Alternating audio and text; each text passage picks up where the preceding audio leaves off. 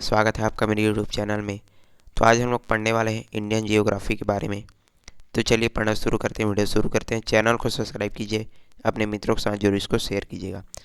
ये जो चीज़ें हैं आपके हर एग्ज़ाम में आपको काम आने वाली है, और इस चीज़ को यदि आपने समझ लिया तो आपको और किसी प्रकार की वीडियो देखने की ज़रूरत नहीं पड़ेगी। चलिए पढ़ते हैं। तो भारत एक विशाल देश है। इसके उत्तर में विश्व की सबसे ऊंची एवं नवीनतम पर्वतमाला हिमालय स्थित है। हमारा भारत बहुत बड़ा देश है, बहुत ही विशाल देश है।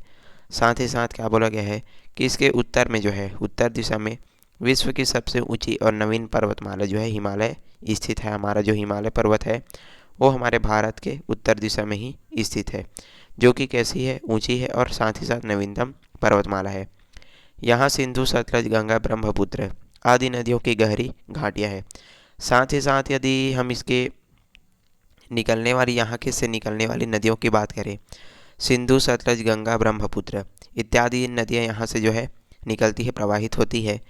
और इन नदियों के द्वारा बनाई गई घाटियाँ भी यहाँ आपको मिल जाती है।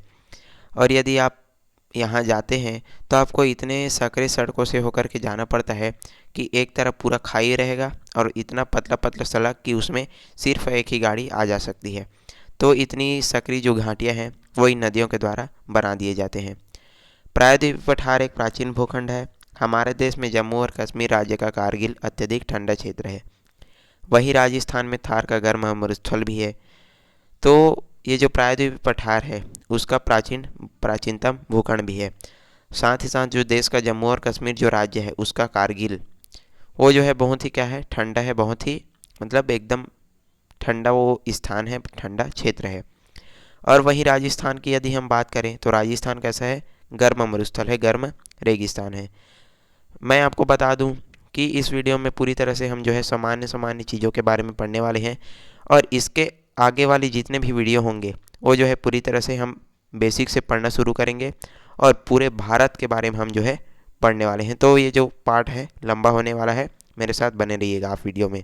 चलिए, मेघालय के मासीराम में दुनिया की सर्वाधिक वर्षा होती है। सभी लोग जानते हैं मेघालय का जो मासीराम है वहाँ सबसे अधिक वर्षा वाला क्षेत्र यही है। दुनिया के पूरे विश्व में यही जो मासीराम है वहाँ सबसे अधिक क्या होती है, वर्षा होती है। यहाँ विभिन्न प्रकार की वनस्पतियाँ और जीव जंतु मिलते हैं। कहाँ? मेघालय के मासीराम में अनेक प्रकार की वनस्पतियाँ, पेड़ पौधे आपको मिल जाएंगे, साथ ही साथ जीव जंतु भी आपको देखने को मिल जाते हैं। विभिन्न क्षेत्रों में अलग अलग भाषाएँ बोली जाती है। तो आपके क्षेत्र में अलग भाषाएं बोली जाती है, हमारे क्षेत्रों में अलग भाषा बोली जाती है, और तरह तरह के यहाँ पर लोग भी निवास करते हैं। लोगों के खान पान और रहन सहन में भी विविधता है। साथ ही साथ लोग भी अलग अलग रहते हैं, उनके खान पान में भी विविधता पाई जाती है। साथ ही उनके रहन सहन, पहनावे ओढ़ावे में भी क्या पाई जाती है, भिन्नता पाई जाती है। तो इस प्रकार से हमारा भारत है, और ये भिन्नताएं परस्पर एक दूसरे के क्या हैं, पूरक हैं। तो क्या बोला गया है, जितने भी भिन्नताएं हमारे भारत में पाई जाती है वो एक दूसरे के क्या हैं, पूरक हैं। मतलब एक से दूसरे का ही क्या, मतलब एक दूसरे के बिना हम नहीं चल सकते। एक दूसरे के साथ मिलकर हम जब काम करते हैं तभी हमारा भारत ये जो है चल रहा है। परस्पर ये जिस सभी चीज़ें हैं वो एक दूसरे के पूरक कहलाते हैं। अर्थात कालांतर में एक क्षेत्र से दूसरे क्षेत्रों पर विभिन्न ज़रूरतों के लिए निर्भर रहा है। जो भी चीज़ें हैं सभी हमारे सामने हैं। हम एक क्षेत्र से दूसरे क्षेत्र पर विभिन्न ज़रूरत की चीज़ों के लिए क्या रहे हैं, एक दूसरे पर निर्भर रहे हैं, और इसी से हमारा जो जीवन है वो चल रहा है। एशिया महाद्वीप के मानचित्र पर दक्षिण में भारतीय उपमहाद्वीप एक अलग स्वतंत्र भौगोलिक प्रदेश दिखाई देता है। तो ये जो है कहाँ है, एशिया महाद्वीप पर है, और उसके दक्षिण में जो है हमारा भारतीय उपमहाद्वीप एक अलग और स्वतंत्र रूप से दिखाई दे रहा है। इसके उत्तर पश्चिम में किरथर और सुलेमान पर्वत श्रृंखलाएँ हैं, और उत्तर में हिंदू कुश है। तो यदि हम उत्तर पश्चिम दिशा की यदि बात करते हैं तो वहाँ क्या है, किरथर और सुलेमान पर्वत श्रृंखलाएँ हैं, और साथ ही साथ उत्तर में जो है हिंदू कुश पर्वत श्रृंखला है। उत्तर से पूरब तक धनुषाकार बनावट के लिए हिमालय पर्वत श्रृंखला विद्यमान है। तो ये जो उत्तर से लेकर के पूर्व तक धनुषाकार जितना भी बनावट दिया है वहाँ पर पूरा क्या है, हिमालय पर्वत विद्यमान है, और उसके उत्तर में पूर्व में आरो कान्योमा की पहाड़ियाँ हैं। तो ये चीज़ जो है चित्र के माध्यम से यहाँ समझने का प्रयास करते हैं। यह है भारतीय उपमहाद्वीप का प्राकृतिक स्वरूप। तो यहाँ पर देख सकते हैं ये जितना भी धनुषाकार जो आकृति हमको दिखाई दे रहा है, यहीं पर जो है हमारा क्या बसा हुआ है, हिमालय पर्वत जो है बसा हुआ है, और ये रहा हमारा भारतीय उपमहाद्वीप। तो इस चित्र के माध्यम से यहाँ पर समझाने का प्रयास किया गया था। चलिए आगे बढ़ते हैं। तो इन्हें जानते हैं, डिब्बे में जो दिया गया है उसको थोड़ा सा पढ़ लेते हैं। द्वीप, तो द्वीप किसको बोला जाता है, इसी के बारे में यहाँ पर बताया गया है। तो महाद्वीप का ऐसा भूभाग जो चारों ओर से जल राशि से घिरा होता है, जैसे अंडमान। तो द्वीप उस स्थान को बोला जाता है जो कि चारों ओर से जो है जल राशि से यानी कि पानी से घिरा रहता है, उस स्थान को क्या बोलते हैं, द्वीप कहा जाता है, जैसे कि अंडमान द्वीप। अब उसके बाद आता है महाद्वीप। द्वीप तो हमने पढ़ लिया, द्वीप क्या होता है, जो चारों ओर से जल राशि से घिरा होता है, उसको भैया बोल देते हैं हम द्वीप। तो अब महाद्वीप किसको बोला जाता है, तो इसकी कोई सर्वमान्य परिभाषा नहीं है। तो ये जो महाद्वीप है उसकी कोई हम परिभाषा तो नहीं बना सकते, लेकिन इसको समझने हेतु क्या बोला गया है, प्रारंभ में ऐसी मान्यता थी कि ऐसा सतत विस्तृत और वृहद भूभाग जो चारों ओर से विशाल जल राशि से घिरा हो, महाद्वीप कहलाता है। यहाँ पर हमने क्या बात किया था, द्वीप के बारे में, जो कि जल राशि से घिरा होता है चारों ओर से, उसको बोल देते हैं हम द्वीप। लेकिन जो विस्तृत और वृहद भूभाग, जो बहुत बड़ा और बहुत जो विस्तृत भूभाग है, चारों ओर से विशाल जल राशि से, यहाँ पर विशाल और यहाँ पर जल राशि, विशाल जल राशि और जल राशि, इसमें जो है अंतर आपको समझना है। तो ऐसा भूभाग जो कि विस्तृत और वृहद भूभाग जो कि चारों ओर से विशाल जल राशि से घिरा, उसको हम क्या बोल सकते हैं, महाद्वीप इसको बोला जाता है। क्योंकि इस परिभाषा के आधार पर एशिया और यूरोप को अलग नहीं किया जा सकता, इस एशिया और यूरोप को यूरेशिया भी कहा जाता है। तो यदि हम दोनों को यदि एक साथ बोलें कि इसको एशिया और यूरोप को, तो इसे हम क्या कर सकते हैं, यूरेशिया भी कह सकते हैं। यूरेशिया इसको कहा जाता है, एशिया और यूरोप। तो इसको यदि मिला लें तो क्या बन जाएगा, यूरेशिया ये जो है बन जाएगा। इस परिभाषा के मापदंड पर सिर्फ ऑस्ट्रिया और अंटार्कटिका को ही महाद्वीप की संज्ञा दी जा सकती। और यदि हम इस परिभाषा की बात करें कि जो भूभाग जो है वृहद और विस्तृत रूप से विशाल जल राशि से घिरा होता है, उसको क्या बोलते हैं, महाद्वीप। तो यदि इस परिभाषा की बात करें तो इसमें हम ऑस्ट्रेलिया और अंटार्कटिका को ही बोल सकते हैं, महाद्वीप की संज्ञा हम दे सकते हैं। अगर हम ध्यान से संसार के मानचित्र को देखें तो एशिया, यूरोप और अफ्रीका तीनों स्थलखंड जुड़े हुए हैं, और उत्तर तथा दक्षिण अमेरिका भी जुड़ा हुआ है। तो यदि आपके पास मानचित्र होगा संसार का, तो उसमें आप देखेंगे कि एशिया, यूरोप और अफ्रीका, ये जो तीनों स्थलखंड हैं वो आपस में क्या है, जुड़े हुए हैं। साथ ही साथ दक्षिण जो अमेरिका है वो भी आप इनसे जुड़ा हुआ है। अतः यह कहना उचित होगा कि जिस विस्तृत और वृहद भूभाग को परंपरागत रूप से महाद्वीप की संज्ञा से जाना जाता रहा होगा, उसे महाद्वीप कहा जाता है। तो इसी प्रकार से हम एक परिभाषा के रूप में इस बोल सकते हैं कि जो विस्तृत और वृहद भूभाग जो परंपरागत रूप से जो है जिसको महाद्वीप हम बोल रहे हैं, उसी को क्या बोला जाता है, महाद्वीप कहा जाता है। अब आता है उपमहाद्वीप। तो भौगोलिक, सांस्कृतिक या ऐतिहासिक दृष्टि से महाद्वीप का एक विशिष्ट भूभाग है, जैसे कि भारतीय उपमहाद्वीप। तो यदि उपमहाद्वीप किसको बोला जाता है, यदि हम इसकी बात करें तो उपमहाद्वीप उसको बोलते हैं जो कि भौगोलिक, सांस्कृतिक या ऐतिहासिक दृष्टि से महाद्वीप का क्या है, विशिष्ट भूभाग है। तो इसी को हम बोल सकते हैं उदाहरण के तौर पर हमारा भारतीय उपमहाद्वीप। जबकि ऐसा भूभाग जिसके तीनों ओर जल राशि है उसको क्या बोलते हैं, प्रायद्वीप बोला जाता है। तो बहुत सी जानकारी आपको इसमें मिल चुकी होगी, द्वीप, महाद्वीप, उपमहाद्वीप, साथ ही साथ प्रायद्वीप। तो प्रायद्वीप किसको बोला जाता है, ऐसा भूभाग जो कि तीन ओर से जो है, कितना ओर से, तीन ओर से जो है जल राशि से घिरा होता है, उसको बोला जाता है प्रायद्वीप। तो चलिए आगे बढ़ते हैं। यहाँ पर हम जो है देख चुके हैं, तो जो पश्चिम म्यांमार में बंगाल की खाड़ी के तटों से होती हुई दक्षिण से उत्तर की ओर बढ़ते हुए हिमालय में मिल जाती है। तो ये जो है हिमालय पर्वत की बात यहाँ पर बताया गया है। मानचित्र 2.1 में कालीला गिर को देखें। कालीला गिर के द्वारा दिखाई गई ऊंची और दुर्गम पहाड़ियाँ श्रृंखलाएँ शेष एशिया से भारत को अलग करती है। तो जो हम इस चित्र में देखे हैं, ये जो काली जो रेखा है, तो ये जो है पूरे भारत को जो है एशिया से क्या करती है, अलग करती है, बाकी जितना भी हिस्सा है उससे अलग कर देती है। और इस उपमहाद्वीप का एक हिस्सा दक्षिणी प्रायद्वीप है।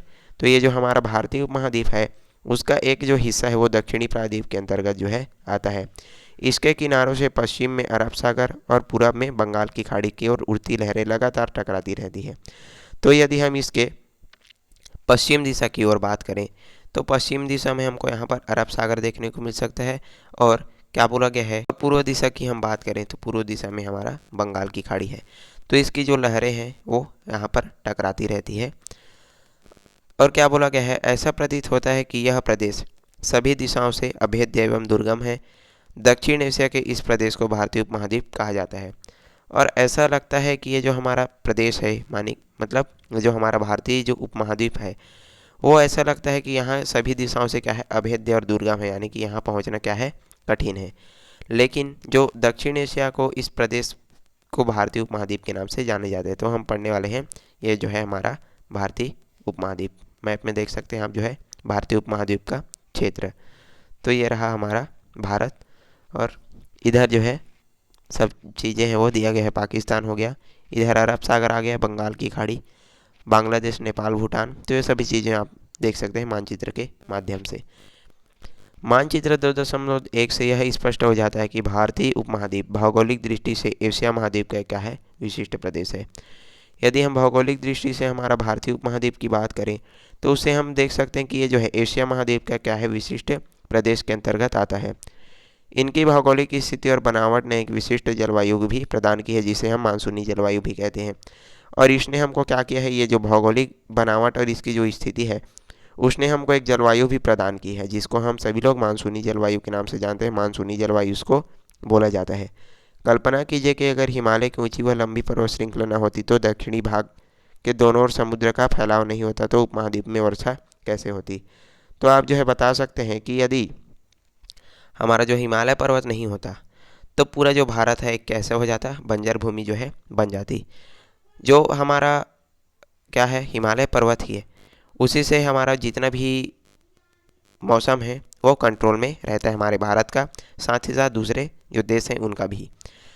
तो क्या बोला गया है, यदि ये जो पर्वत नहीं होता तो वर्षा कैसे होती, उत्तरी ध्रुव से आने वाली ठंडी हवाओं से हमारी रक्षा कौन करता। तो जितनी भी ठंडी हवाएं आती है उससे हमारी रक्षा कौन करता है, हमारा हिमालय पर्वत करता है। ऐसा माना जाता है कि यदि हिमालय पर्वत नहीं होता तो हिमालय से निकलने वाली नदियाँ कौन कौन सी, सिंधु, गंगा, यमुना इत्यादि जो नदियाँ हैं वो नहीं होती। और इनसे जो मैदान हैं बने हुए मैदान वो भी नहीं होते। तो यदि हमारा हिमालय पर्वत ही नहीं होता तो इनसे निकलने वाली नदियाँ भी नहीं होती, और यदि नदियाँ ही नहीं होती तो मैदान भी नहीं होता, पूरी जो धरती है बंजर पड़ जाती। इस हिस्से में भारतीय उपमहाद्वीप का एक विस्तृत मरु स्थल होता। तो मैंने आपको पहले ही बताया कि यदि हमारा क्या नहीं होता, हिमालय पर्वत जो है नहीं होता तो पूरी जो धरती क्या हो जाती, मरुस्थल में तब्दील हो जाती, मरुस्थल में बदल जाती। सिंधु गंगा की घाटियों में प्राचीन सभ्यताओं का विकास हुआ है। सभी लोग जानते हैं कि जो हमारे जितने भी पूर्वज थे इन्हीं घाटियों से निकल कर के इन्हीं नदियों के किनारे बसे हुए, और उनसे जो है प्राचीन सभ्यता जो है हमको देखने को मिलती है। और प्राचीन सभ्यताओं का विकास सिंधु नदी और गंगा नदी इन सभी की घाटियों से प्रारंभ होता है। इतिहासकार का ऐसा मानना है कि 67,000 वर्ष पहले अफ्रीका से मनुष्य भोजन और पानी की तलाश में भ्रमण करते हुए पश्चिमी एशिया के रास्ते भारतीय उपमहाद्वीप पहुंचा। तो जितने भी इतिहासकार हैं उनका ऐसा मानना है कि लगभग जो है 67,000 साल पहले जो मनुष्य थे वो भोजन और पानी की तलाश में क्या है जो है अफ्रीका से निकले, और अफ्रीका से ये जो है अपना जो यात्रा है वो प्रारंभ करते हैं, और होते होते जो है पश्चिमी एशिया के रास्ते वो जो है भारतीय उपमहाद्वीप में पहुंच चुके थे। सोचने वाली बात है कि भारतीय उपमहाद्वीप की प्राकृतिक बनावट उसे प्रत्येक दिशा से अभेद्य बनाती है, तो वे लोग यहाँ कैसे पहुँचे होंगे। तो सोचने की बात यह है कि यदि हम भारतीय उपमहाद्वीप की बात करें तो इसकी जितनी भी प्राकृतिक बनावट है उसको एक अभेद्य बना देती है, मतलब कोई भी बाहरी व्यक्ति यहाँ पर तो आ नहीं सकता। तो अब हम ये सोच सकते हैं कि यहाँ पर व्यक्ति कैसे पहुँचे होंगे, जितने भी मनुष्य थे वो पहले कैसे आते होंगे। तो ये जो है सोचने की बात है। उपमहाद्वीप के पश्चिमोत्तर और पूर्वोत्तर में अभेद्य ऊंची पर्वत श्रृंखला अवश्य है, लेकिन उन्हीं जटिल पहाड़ों के बीच के क्या है घाटियाँ और दर्रे भी मौजूद हैं। तो इन्हीं दर्रों और इन्हीं घाटियों को पार करते हुए हम ऐसा बोल सकते हैं कि ये जो मनुष्य थे वो आए हुए थे हमारे भारतीय उपमहाद्वीप के। यदि पश्चिमोत्तर और पूर्वोत्तर में जो है क्या है ऊंची ऊंची पर्वत श्रृंखलाएँ तो है, लेकिन साथ ही साथ क्या है घाटियाँ हैं। तो देख सकते हैं ये जो है दर्रा, इसी को बोला जाता है घाटी। तो इन्हीं दर्रों के रास्ते मानव उपमहाद्वीप में पहुँचे होंगे। तो इन्हीं दर्रों के माध्यम से जो मनुष्य थे वो शायद यहाँ आ चुके होंगे। इनमें खैबर व बोलन प्रमुख दर्रे हैं। तो खैबर और बोलन ये जो है प्रमुख दर्रों के अंतर्गत आता है। कुछ मानव समूह दक्षिण में मकरान तट के रास्ते भी यहाँ पर पहुँचे हुए थे और उत्तर के दर्रों से तिब्बत तक के रास्ते खुले। और जितने भी उत्तर के दर्रे की यदि हम बात करें तो वहाँ से तिब्बत तक का रास्ता पूरी तरह से क्या है, जुड़ा हुआ है। और क्या बोला जाता है कि पूर्वोत्तर के दर्रों से म्यांमार के शान पठार में मानव उत्तर पूर्वी इलाकों से आया हुआ और बाद में ब्रह्मपुत्र के मैदानों में फैल गया। तो म्यांमार और शान जितना भी पठार है, पठारी इलाका है, वहाँ से जो मनुष्य है, जो मानव है, वो उत्तर पूर्वी इलाकों में आया हुआ था और बाद में ये जो है धीरे धीरे ब्रह्मपुत्र के मैदान में फैलते चले गया। और इस प्रकार से हमारी एक सभ्यता का, प्राचीन सभ्यता का क्या होता है, विकास होता है। इसका अभिप्राय यह है कि जहाँ भौगोलिक स्थितियाँ मनुष्य के लिए रुकावटें पैदा कर रही है, वहीं रुकावटें इनको अवसर भी प्रदान करती है। तो ये जो बात है वो समझने लायक है कि मनुष्य यदि रुकावटों को मनुष्य के लिए यदि कोई भी स्थिति है रुकावट पैदा करती है तो उन्हीं रुकावटों से वो जो है नए अवसर को खोज लेती है। तो इससे जो है रुकावटों को तो हमको पार करते ही आगे बढ़ना चाहिए और इससे जो है हमको नए नए अवसरों की प्राप्ति होती जाएगी। अलग अलग समय में विभिन्न मानव समुदाय अपनी अपनी संस्कृति और साथ ही साथ भारतीय उपमहाद्वीप में आते रहे। अब ये जो है धीरे धीरे कर करके भारतीय उपमहाद्वीप में अपना जो कदम है वो बढ़ाते चले गए थे। कुछ अपने से पहले बसे समुदाय के साथ साथ घुल मिल गए, जबकि कुछ ने अलग पहचान से अपनी पहचान बनाई। अब जैसे ये जो है धीरे धीरे आते रहते थे तो कुछ जो है अपने समुदाय से मिल जाते थे और कुछ जो है अपनी नई पहचान बनाने के लिए अलग हो जाते थे। अलग अलग सांस्कृतिक, धार्मिक विश्वास व काम करने के तरीकों का असर कालांतर में एक दूसरे पर पड़ता रहा। लोग जो है अलग अलग सांस्कृतिक, धार्मिक विश्वास करते थे, साथ ही साथ इनके काम करने का तरीका भी क्या था, अलग अलग था। तो इस प्रकार से एक दूसरे पर बहुत ही गहरा प्रभाव हमको देखने को मिलता है। इस तरह भारतीय उपमहाद्वीप में संस्कृतियों के विकास के साथ जहाँ सांस्कृतिक अनेकता में सिलसिला बना, वहीं प्रभावशाली सभ्यताओं ने विभिन्न संस्कृति के बीच आदान प्रदान के द्वारा इन्हें एक सूत्र में बांधने का काम भी किया। तो अनेक प्रकार की सभ्यता और संस्कृति का विकास हमको देखने को मिलता है, जो कि बहुत ही क्या थी, प्राचीन थी, बहुत ही क्या था, पुराना था और एक दूसरे को बांधे रखने का काम इन्हीं ने किया था। अब आता है स्थिति, विस्तार और हमारे पड़ोसी देश। तो क्या बोला गया है कि विश्व में ये जो हमारा देश है, यह विश्व के क्षेत्रफल की दृष्टि से 7वां सबसे बड़ा क्या है, देश है। तो जो हमारा भारत है, क्षेत्रफल की दृष्टि से पूरे विश्व का 7वें नंबर पर स्थान है इसका, हमारे भारत का। और हमारे देश का कुल जो क्षेत्रफल है 32.9 लाख वर्ग किलोमीटर है। तो इसका जो क्षेत्रफल है आपको याद रखना है कितना है, 32.9 लाख वर्ग किलोमीटर इसका जो है क्षेत्रफल है। और यह पूरे संपूर्ण विश्व के स्थल भाग का कितना है, 2.47% ये जो हमारा भारत है वो स्थान घेरता है। जनसंख्या की दृष्टि से जो है हमारा दूसरा बड़ा देश है। साथ ही साथ विश्व की कुल जनसंख्या का लगभग जो है 17.2% भाग भारत में क्या करता है, निवास करता है, भारत में रहता है। देश को जो है 29 राज्यों और 7 केंद्र शासित प्रदेशों में इसको विभाजित किया गया है, बांटा गया है। ये सभी चीज़ें तो आप जो है जानते हैं। और यहाँ पर जो है भारत का जो नक्शा है वो दिया गया है, देख सकते हैं आप चित्र के माध्यम से। और क्या बोला गया है कि कर्क रेखा भारत के लगभग मध्य से गुजरती है, जो देश को लगभग समान 2 भागों में जो है विभाजित करती है। तो जो कर्क रेखा है वो जो है भारत के मध्य से गुजरती है और इसको जो है 2 भागों में क्या करती है, विभाजित करती है। देख सकते हैं ये जो है 2 भागों में इसको विभाजित कर रही, पहला भाग और ये जो है दूसरा भाग। तो कर्क रेखा जो है भारत को 2 भागों में यहाँ पर बांट रहा है।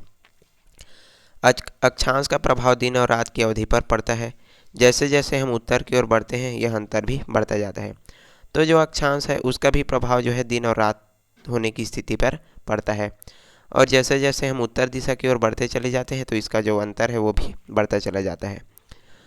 सोचे ऐसा क्यों होता होगा। भूमध्य रेखा पर सूर्य की किरणें वर्ष भर लंबवत पड़ती है, इस कारण यहाँ दिन रात की अवधि बराबर होती है। तो जो हमारा भूमध्य रेखा है वहाँ पर सूर्य की जो किरणें हैं वो साल भर जो है लंबवत पड़ती रहती है, जिसके कारण यहाँ पर दिन और रात की अवधि जो है क्या होती है, बराबर होती है। परंतु जैसे जैसे हम भूमध्य रेखा से उत्तर या दक्षिण की ओर बढ़ते चले जाते हैं, सूर्य की किरणें क्या हो जाती है, तिरछी हो जाती है। जैसे जैसे क्या होता है कि हम जो है भूमध्य रेखा से उत्तर हो या दक्षिण दिशा हो, अगर आगे की ओर हम बढ़ते हैं तो जो सूर्य का जो प्रकाश है, जो किरण है, वो क्या हो जाता है, तिरछा पड़ने लगता है। परिणाम यह होता है कि दिन और रात की अवधि में अंतर बढ़ता चला जाता है। और ठीक इसी तरह से देशांतरी विस्तार के कारण गुजरात के पश्चिमी छोरों से अरुणाचल प्रदेश के पूर्वोत्तर छोरों का स्थानीय समय 2 घंटे का अंतर है। तो इसी कारण यदि हम बात करें दिन रात की अवधि के अंतर के बढ़ते हैं, तो गुजरात के पश्चिमी छोर और अरुणाचल प्रदेश का पूर्वोत्तर छोर, तो यहाँ पर जो है 2 घंटे का अंतर हमको मिल जाता है देखने के लिए। और क्या बोला गया है कि दक्षिण एशिया के सभी देशों में आपसी राजनीतिक, आर्थिक और सांस्कृतिक संबंधों को बेहतर बनाने हेतु सार्क यानी कि South Asian Association of Regional Cooperation, SAARC, इसका जो है गठन किया गया है। तो ये जो चीज़ है सार्क, तो सार्क को आपको अच्छे से याद रखना है।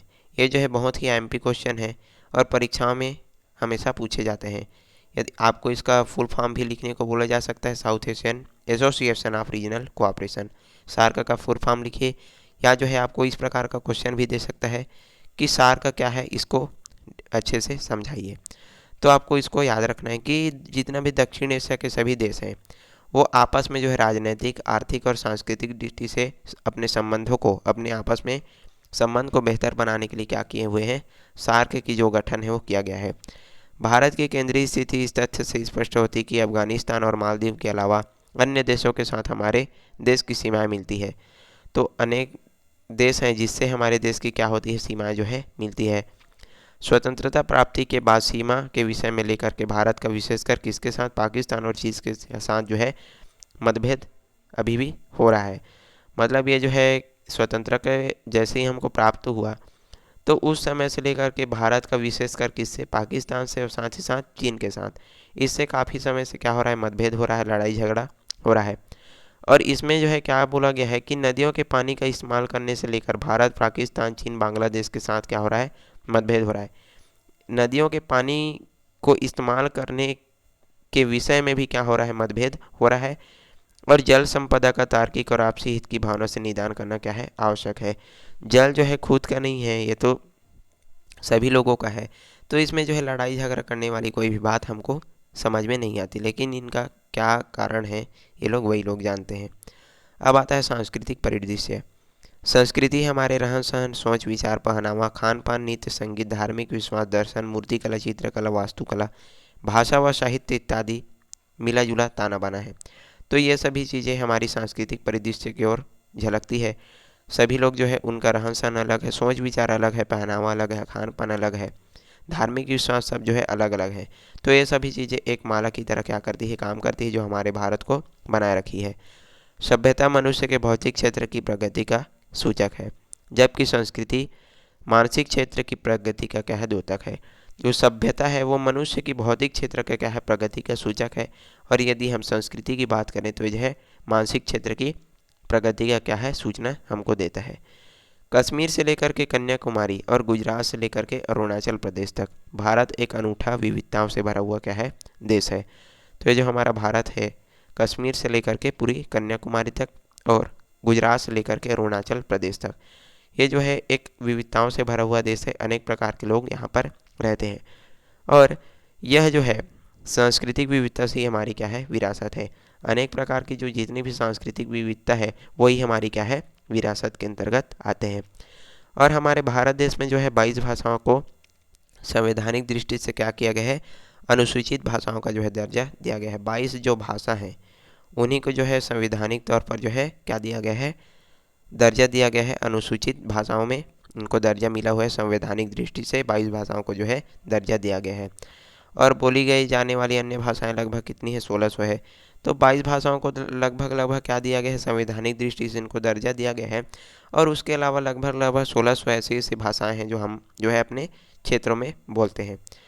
तो प्रायः ये जो है भाषाएं देश के विभिन्न प्रांतों और समुदायों की भाषा है। तो जितनी भी बची हुई भाषाएं हैं लगभग 1600, और ये जो है प्रायः देश के विभिन्न प्रांतों और समुदायों की भाषा है। भारत में जो है प्रायः सभी धर्मों के और सब धार्मिक संप्रदायों के अनुयायी रहते हैं। इनमें प्रमुख हिंदू, मुसलमान, ईसाई, सिख, बौद्ध, फारसी, जैन और यहूदी हैं। तो सभी प्रकार के धर्म के मानने वाले धार्मिक जितने भी संप्रदाय हैं वो जो है यहाँ पर हमारे भारत में निवास करते हैं। और इनके अलावा कई आदिवासी कबीले भी हैं, साथ ही साथ जो है आदिवासी भी हमारे कबीले यहाँ पर पाए जाते हैं। और उनके अलग अलग पारंपरिक धर्म हैं, और जितने भी आदिवासी हैं उनके अलग अलग क्या हैं, पारंपरिक धर्म हमको अलग से देखने को मिल जाते हैं। विविध धर्मावलंबियों की उपस्थिति भारत की सांस्कृतिक विविधता को सतरंगी बना देते हैं, और इससे जो है हमारा भारत एक अनूठा और एक विविधताओं से भरा हुआ देश कहलाता है। आदिकाल से जब मनुष्य समुदाय भारतीय उपमहाद्वीप में पहुंचे और धीरे धीरे समस्त भारत में विरासित हुए, तब भारत का विस्तृत और विविध भौगोलिक परिस्थितियाँ और ऐतिहासिक घटनाक्रमों के कारण कृषक समूह मैदानी क्षेत्र जैसे जैसे फैलते गए वैसे वैसे शिकार व पशुपालन आश्रित समुदाय दुर्गम पहाड़ियों में जाकर के बस गए। अब क्या होता है कि जैसे ही हमारा जो मानव समाज है, जो आदि मानव काल की यदि हम बात करें, तो उसमें ये जो है भारतीय महाद्वीप में पहुंचने लगे। अफ्रीका से निकले, कहाँ से निकले थे, अफ्रीका से जो है निकले थे, धीरे धीरे कर करके जो है पूरे भारतीय महाद्वीप में पहुंच चुके। अब क्या हुआ कि धीरे धीरे इनकी जो बुद्धि है वो भी बढ़ने लगी, और ये जो है भारत में विस्तृत और जितने भी विविधताएँ हैं वहाँ पर आकर के बसने लगे। और साथ ही साथ इन्होंने क्या कर दिया, खेती भी शुरू कर दी, पशुपालन भी करने लगे, साथ ही साथ ये जो है पहाड़ियों में भी बसने लगे। और इससे जो है क्या होता है कि इन्हीं दुर्गम क्षेत्रों में भारत के अधिकांश अनुसूचित जनजातियों के लोग रहते हैं। तो जितने भी दुर्गम जो क्षेत्र हैं वहाँ पर कौन रहते हैं, हमारे अनुसूचित जनजाति के जो लोग हैं वो निवास करते हैं, रहते हैं। गोंड, भीड़, ये जो उनके जो क्या हैं, विभिन्न जनजातियों के नाम हैं। तो 600 से भी अधिक विभिन्न जनजातियां पश्चिम में गुजरात और राजस्थान से लेकर के पूर्व में बंगाल तक पूर्वोत्तर राज्यों में फैले हुए हैं, और मैदानी इलाकों में इनकी क्या है, उपस्थिति जो है नगण्य है। लेकिन ये जो है मैदानी इलाकों में ज़्यादा मात्रा में नहीं पाए जाते, ये पाए जाते हैं सिर्फ जितने जो दुर्गम जो क्षेत्र हैं और जितने भी पहाड़ी इलाके हैं वहाँ पर ये जो है पाए जाते हैं। भारत की सांस्कृतिक विविधता अपार है। ज़रूरत यह है कि हम चाहे किसी धर्म, भाषा या समुदाय के हों, दूसरों की संस्कृति का बराबर हमको सम्मान करना चाहिए। तो ये जो है हम भले ही अलग किसी भी धर्म के हों, किसी भी भाषा के हों या किसी भी समुदाय के क्यों ना हो, हमको भी जिस प्रकार हम अपने धर्म, अपनी भाषा और अपनी समुदाय की क्या करते हैं, उसका सम्मान करते हैं, उसी प्रकार से यदि हमको भी क्या दूसरे के धर्म और भाषा का भी क्या करना चाहिए, सम्मान करना चाहिए। ये था, हमने पढ़ा थोड़ा सा परिचय। अब आता है भारतीय उपमहाद्वीप का प्राकृतिक स्वरूप। तो यहाँ से जो है हमारा IMP जो पार्ट है वो शुरू होता है। चलिए आगे बढ़ते हैं, पढ़ते हैं, थोड़ा सा बचा हुआ है, उसके बाद हम जो है इसको ख़त्म कर देंगे, और फिर अगले पार्ट में हम जो है देखेंगे आगे का जितना भी बचेगा। तो पिछली कक्षा में हमने भारत के प्राकृतिक जो विभाग हैं उनके बारे में पढ़ा, और यह भी समझा था कि प्राकृतिक और सांस्कृतिक दृष्टि से भारतीय उपमहाद्वीप एशिया महाद्वीप का क्या है, विस्तृत भूभाग है। तो हमने पिछले पार्ट में देखा था कि जितना भी हमारा भारतीय जो उपमहाद्वीप है प्राकृतिक और सांस्कृतिक दृष्टि से क्या है, एशिया महाद्वीप का भूभाग है। इसको जो मैं थोड़ा फास्ट पढ़ाने का प्रयास करता हूँ। लेकिन क्या इस उपमहाद्वीप की धरातली स्वरूप एक समान है? और इस पार्ट में हम भारतीय उपमहाद्वीप की भौगोलिक धरातली बनावट और विभिन्न प्रकार की विशेषताओं पर चर्चा करेंगे। तो क्या ये जो हमारा भारतीय उपमहाद्वीप है उसका जो धरातली स्वरूप है वो क्या एक समान है? क्या सभी जगह पर्वतीय श्रृंखला पाई जाती है? क्या सभी जगह मैदान है? तो क्या सभी जगह जो है रेगिस्तान पाए जाते हैं? क्या नहीं, बिल्कुल नहीं। सभी जगह जो है इनकी जो धरातली स्वरूप है वो एक समान नहीं है। तो इसी सभी चीज़ों की चर्चा हम जो है इस पाठ में करने वाले हैं, भारतीय उपमहाद्वीप का प्राकृतिक स्वरूप। और इसको जो है यदि आपने समझ लिया तो आप जो है पूरे भारत की जितना भी जियोग्राफी है उसके बारे में पूरी तरह से समझ जाएंगे, ये मेरा क्या है, आपको विश्वास है। तो धरातली बनावट, विभिन्न प्रकार की इनकी विशेषताओं की चर्चा हम जो है करेंगे। साथ ही साथ उत्पत्ति और भौगोलिक, इनकी जो उत्पत्ति कैसे हुई और इनकी जो भौतिक और मानवीय संबंधों की जानकारी भी हासिल करेंगे। जैसे कि हम अभी देखने वाले हैं फर्स्ट नंबर पर कि हिमालय पर्वत की उत्पत्ति है वो कैसे हुई। मैं इस पर वीडियो जो है पहले भी बना चुका हूँ, लेकिन हम जो इस पर और अच्छे से बात करेंगे कि इसकी जो उत्पत्ति हुई कैसे हुई, साथ ही साथ ये जो है मानवीय संबंधों में कैसे इसका स्थान रहा, और अनेक प्रकार की चर्चा यहाँ पर हम लोग इसके भौगोलिक पर्यावरण की दृष्टि से करने वाले हैं। हमारे लिए यह भी जानना आवश्यक है कि अलग अलग भौगोलिक परिवेश से मनुष्य आजीविका और आवश्यकताओं की पूर्ति के लिए प्राकृतिक संपदाओं का किस प्रकार से उपयोग करता है। तो हम इस बात की भी चर्चा करेंगे कि जो मनुष्य है वो उसकी आवश्यकताओं को, अपनी आवश्यकताओं को पूर्ण करने हेतु इसकी प्राकृतिक संपदाओं का उपयोग जो है किस प्रकार से करता है। उदाहरण के लिए सिंधु गंगा ब्रह्मपुत्र के मैदानी क्षेत्रों में निवास करने वाले लोगों का जीवन जो है क्या है, कृषि पर आधारित है। छोटा नागपुर का पठारी क्षेत्र कृषि के अलावा जो है वन उत्पादन और खनन जो है क्या करते हैं, ये जो है उद्योगों पर जो है आजीविका निर्वाह करते हैं। तो जितना भी नदियों का जो मैदान है, नदियों द्वारा बनाए गए जो मैदान है, वहाँ का मुख्य जो व्यवसाय क्या है, कृषि है। तो अनेक प्रकार के लोग जो है यहाँ पर निवास करते हैं और अपनी अपनी क्या करते हैं, जो जीवन है वो चलाते हैं। थार जैसे यदि हम मरुस्थल की बात करें तो वहाँ उत्तर पर्वतीय इलाकों में रहने वाले कई समुदाय जो है पशु चारण करके अपनी क्या करते हैं, आजीविका जो है चलाते हैं। कुछ जो है क्या करते हैं, कृषि करते हैं, कुछ जो है पशुपालन करते हैं, तो कुछ जो है उद्योग धंधों में अपना जीवन चलाते हैं। समुद्र तटीय प्रदेश में लोग जो है मछलियों पर आधारित हैं। तो इसी प्रकार से हम जो है पूरी तरह से हम जो है चर्चा करने वाले हैं। विज्ञान और तकनीक लगातार विकास हो रहा है, फलस्वरूप भौगोलिक और पर्यावरण स्थितियों में लगातार क्या हो रहा है, बदलाव हो रहा है। तो हमारे भारत की भौगोलिक और इसके पर्यावरण जो स्थिति है उसमें बहुत लगातार क्या हो रहा है, बदलाव हमको देखने को मिलता है। कुछ बदलाव पर्यावरण की दृष्टि से मानवीय विकास के रास्ते में प्रतिकूल समस्याएं पैदा कर रहे हैं और इन समस्याओं का निदान जरूरी है कि हम इन्हें सामाजिक, आर्थिक और राजनीतिक संदर्भ में समझें। भारतीय उपमहाद्वीप के उत्तर में स्थित पामीर की गांठ की कई श्रेणियां निकलती है, जैसे हिंदुकुश, काराकोरम, कुल्लूल, थ्यांग शान और हिमालय। तो प्रायद्वीप पठार की उत्तरी सीमा में विंध्याचल और सतपुड़ा की पहाड़ियाँ जो है स्थित है। तो इन्हीं के बारे में हम जो है पढ़ने वाले, विंध्याचल और सतपुड़ा, और साथ ही साथ जो है हिमालय के बारे में हम पूरा ये जो चैप्टर है वो कवर करने वाले हैं। उत्तर पश्चिम में क्या है, अरावली पर्वत श्रृंखला है। पश्चिम में सह्याद्री पर्वत श्रृंखला, पूर्व में पूर्वी घाटी है और निम्न पहाड़ियाँ जो है पूर्व समुद्र तट तक ये जो है फैले हुए हैं। क्या ये सब दिखने में एक जैसे ही या एक ही समय बनी है? तो ये जो एक प्रकार का क्वेश्चन है कि जितनी भी चीज़ें हैं वो क्या एक ही समय बनी हुई है और ये जो है दिखने में एक जैसे हैं क्या? बिल्कुल नहीं।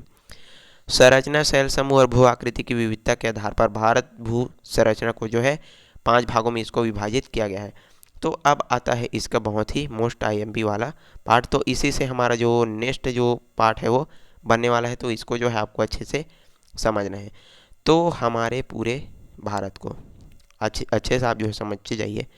हमारे पूरे भारत को जो है 5 भागों में यहाँ पर विभाजित किया गया है कि किस प्रकार से भारत जो है इन सभी चीज़ों से मिल करके बना हुआ है। हम जो है एक एक करके यहाँ पर देखने वाले इनका पार्ट। तो पहले नंबर पर आता है उत्तर तथा उत्तर पूर्वी पर्वतमाला।